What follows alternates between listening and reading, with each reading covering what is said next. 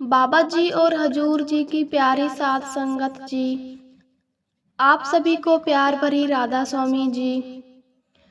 आपका हमारे चैनल राधा स्वामी पर स्वागत है। आज की साखी बाबा जी और एक सत्संगी परिवार की है। ये साखी सुन के आपके रूंगटे खड़े हो जाएंगे। साध संगत जी, अक्सर देखा गया है कि बहुत सारे ऐसे सत्संगी हैं जिन्हें नाम मिला हुआ है। वे सोचते हैं कि मेरा कारोबार नहीं चल रहा है, मेरे घर में सुख शांति नहीं आ रही है, क्या मेरे घर पर किसी ने कुछ कर तो नहीं दिया, जैसे काला जादू टोना या फिर कोई रिद्धि सीधी। जब हम ऐसी बात संत महात्माओं से करें तो वे अक्सर ऐसी बातों को नकार देते हैं। इसके बारे में भी आज इस साखी में चर्चा करेंगे। इस साखी में आपको यह भी पता लगेगा कि पूरे गुरु की अहमियत क्या है और पूरे गुरु की ताकत क्या है। तो पूरी साखी को अंत तक जरूर सुने जी, ताकि आपको अच्छे से समझ आ सके। देखो, एक गुरु का प्यारा सत्संगी परिवार था, जिनका एक लड़का था जो कि फौज की नौकरी करता था। आप तो जानते ही हैं कि फौज की नौकरी में जगह जगह व्यक्ति की बदली होती रहती है, कभी कहीं कभी कहीं कभी कहीं। वह सत्संगी परिवार का लड़का भी एक फौजी था और उसकी नई नई शादी हुई थी। उस लड़के की एक ऐसी जगह बदली हो गई जहाँ पर ऐसी बातें सामान्य होती रहती थी। यहाँ पर ऐसी विदा का ज्यादा महत्व दिया जाता था। हमारे देश भारत में ऐसे ही कई शहर हैं जहाँ पर यह सब होता रहता है, यह आम है। उस लड़के की बदली एक ऐसे शहर में हो गई जो बंगाल के पास था। वह अपनी पत्नी के साथ वहां चला गया। जब वह दोनों वहां रहने लगे तो वहां पर अक्सर तांत्रिकों और जोगियों का आना जाना लगा रहता था। वह अक्सर लोगों से कुछ न कुछ मांगने आ जाया करते थे। ऐसे ही जब वह दोनों वहां रहने लगे तो उसके पास भी बहुत सारे जोगी और तांत्रिक मांगने के लिए आ जाते थे। उसकी पत्नी उन्हें कभी खाना खिला देती और कभी कुछ दान में दे देती। दोनों को नाम की बख्शिश भी हुई थी। जब यह बात उसके पति को पता चली तो उसने अपनी पत्नी से कहा, यह बात ठीक नहीं है, ऐसे तो हर रोज ही होता रहेगा, हम कितनी देर तक ऐसे ही देते रहेंगे। उसकी पत्नी ने ऐसा ही किया। जब कुछ जोगी उसके घर मांगने के लिए आए तो उसने हाथ जोड़कर कह दिया कि आगे चले जाओ। उस दिन उसका पति भी घर पर ही था, उसने भी उन्हें कह दिया आगे चले जाओ। कुछ देर बाद एक तांत्रिक आया। वह अक्सर जोर से पुकार लगाया करता था और लोग उसकी पुकार सुनकर डर जाया करते थे। लोग उसे दान दे दिया करते थे और उससे बहुत और भी लोग डरते थे। उस तांत्रिक का बहुत ज्यादा खौफ भी था, क्योंकि उसकी हैसियत ही कुछ ऐसी थी। जब वह उनके घर आया तो उसने जोर से पुकार लगाई। उसकी पत्नी बाहर आई और उसने कहा, बाबा जी आप आगे चले जाइए। उसने उनके सामने हाथ जोड़ दिए, लेकिन उसने इस बात को अपना अपमान समझ और उसे क्रोध आ गया। उसने कहा, मैं यहाँ से खाली हाथ नहीं जाऊंगा। जब यह बात उसके पति ने सुनी तो वह अंदर बैठा हुआ था तो वह तुरंत बाहर आया। उसने कहा, आप यहाँ से जाइए, हम हर रोज आपको दान नहीं दे सकते, कृपया यहाँ से चले जाइए। उसने यह बात कहकर उसका अपमान कर दिया। तांत्रिक को यह बहुत बुरा लगा। उसने कहा, यह तुम्हारे लिए बहुत भारी पड़ेगा। यह सुनकर वह लड़का गुस्से में आ गया और गुस्से में आते ही उसने उस तांत्रिक को धक्का दे दिया। उसने कहा, जाओ यहाँ से। तांत्रिक को ऐसा अपमान पहली बार उस गांव में सहना पड़ा, क्योंकि आज तक किसी ने उसका अपमान नहीं किया था।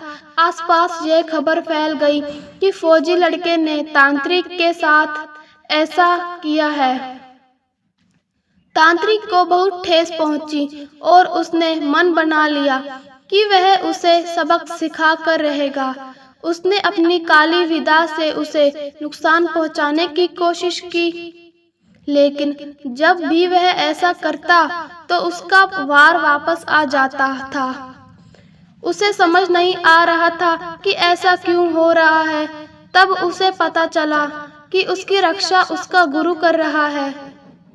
यह जानकर तांत्रिक ने सोचा कि पहले तो उस गुरु को ही रास्ते से हटाता हूँ, लेकिन जब वह ऐसा करने की सोच रहा था तो उसे एक आवाज आई, ये तू क्या कर रहा है मूर्ख?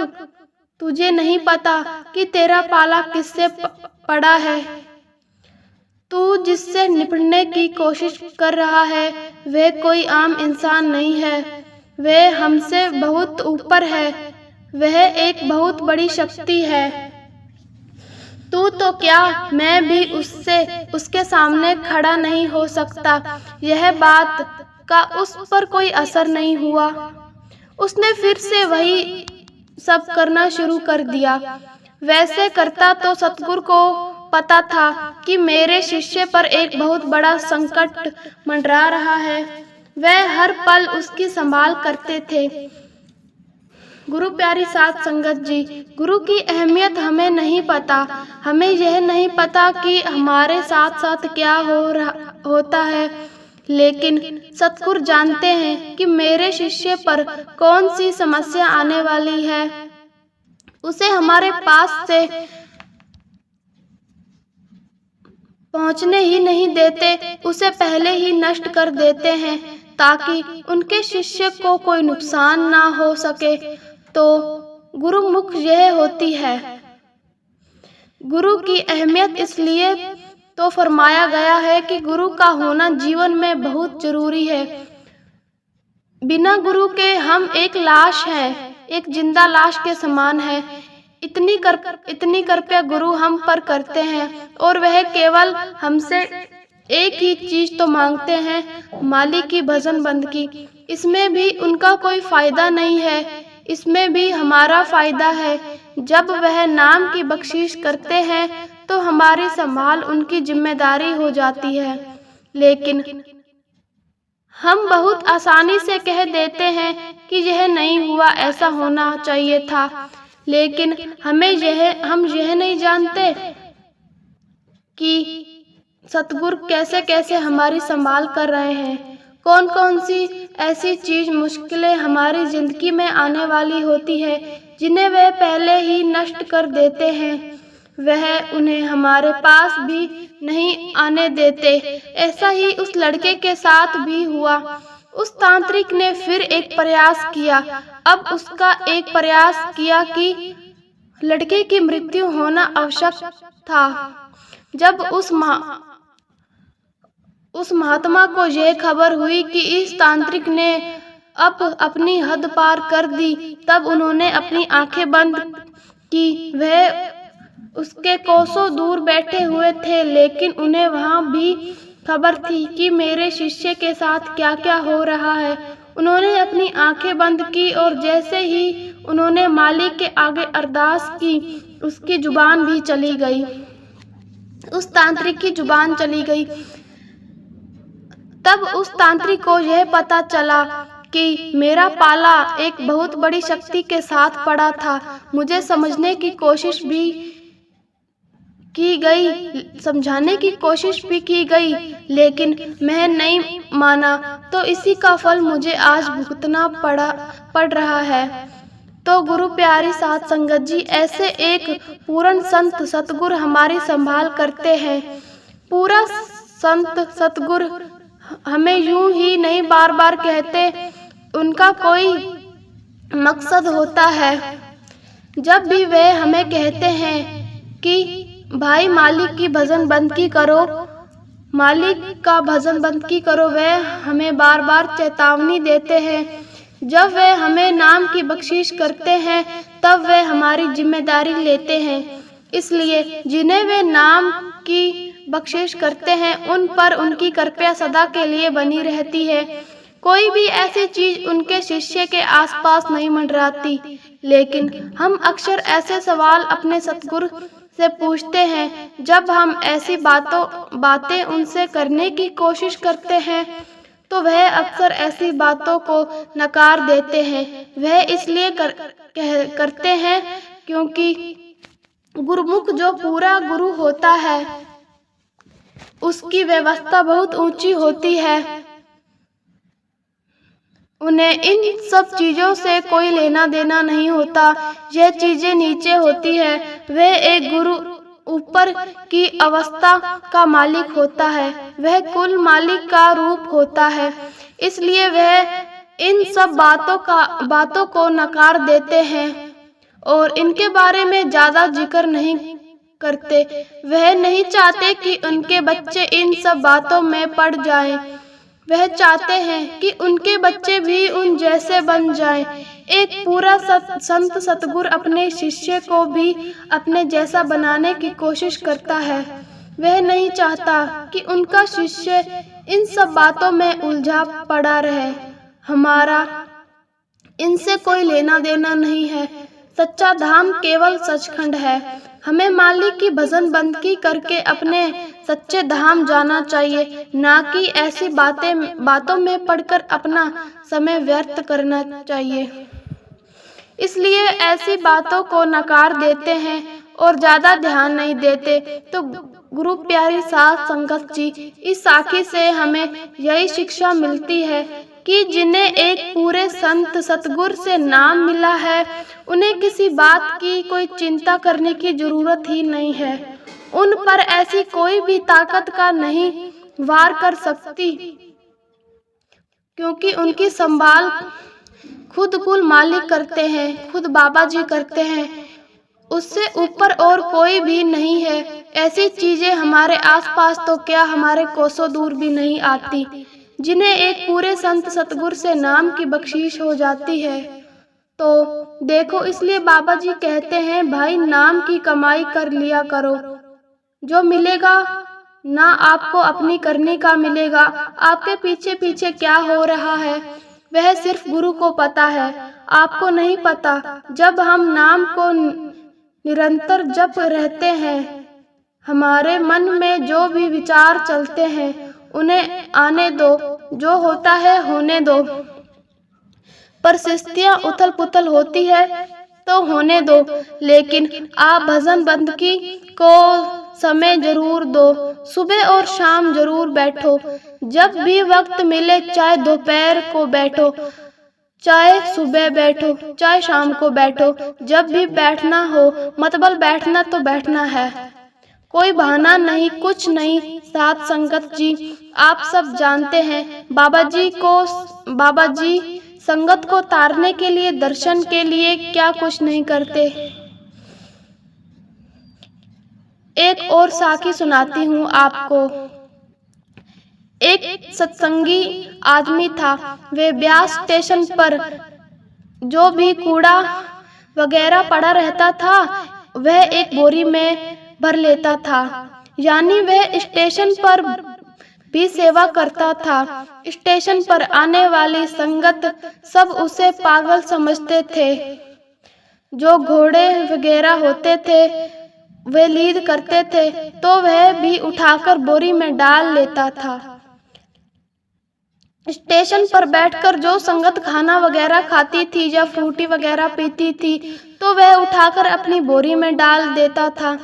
उसने नाम तो ले रखा था, परंतु वह कभी डेरे में नहीं जाता था। वह वहीं ब्यास स्टेशन पर ही सेवा करता था।